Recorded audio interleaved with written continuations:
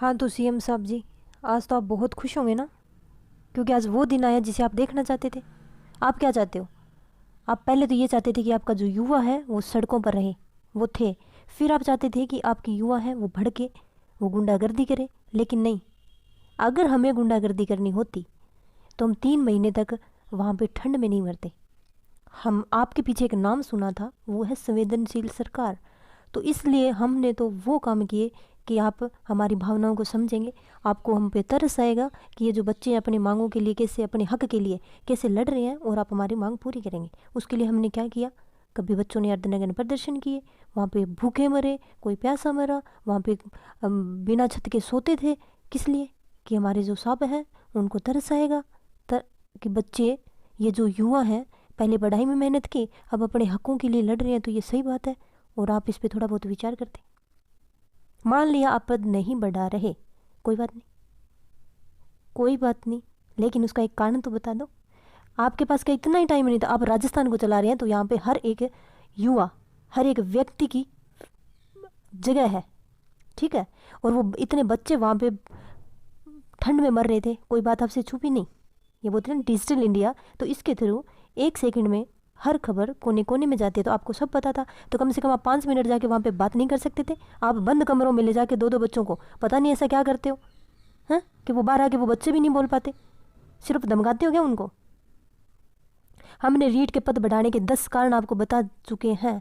अगर कोई एक भी कारण अच्छा कारण था तो आप हमें पहले बता देते। पहले की छोड़ो, अब भी बता दो हमें। साहब, आप सिर्फ एक सीएम है और एक व्यक्ति हैं।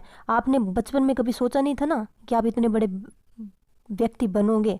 तो हम क्या पता, आज हम हक के लिए लड़ रहे हैं, क्या हम में से भी क्या पता कौन प्रधानमंत्री बन जाए? कोई बहुत बड़ी बात नहीं है, कभी किसी ने सोचा नहीं होगा, ठीक है? और इस तरह आप हमारी बातों को कुचल नहीं सकते हैं।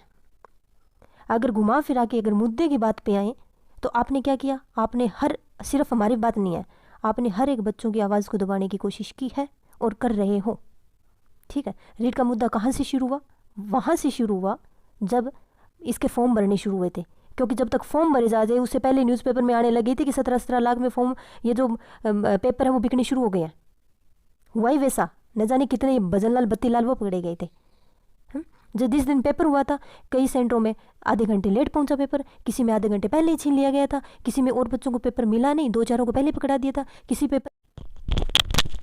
हाँ, और जैसे ही पेपर खत्म हुआ, बच्चों ने उसी दिन चिल्लाना शुरू कर दिया था, या तो इसकी सीबीआई जांच करो या इसको रद्द करो। आपने क्या किया? फिर जाल बिछाना शुरू किया, और बच्चे इस मांग को दबा दें, इसलिए आपने क्या किया? आपने वो किया कि 1 महीने के अंदर इसका रिजल्ट निकाल दिया। 26 लाख बच्चों का रिजल्ट आपने 1 महीने में किस निकाल दिया?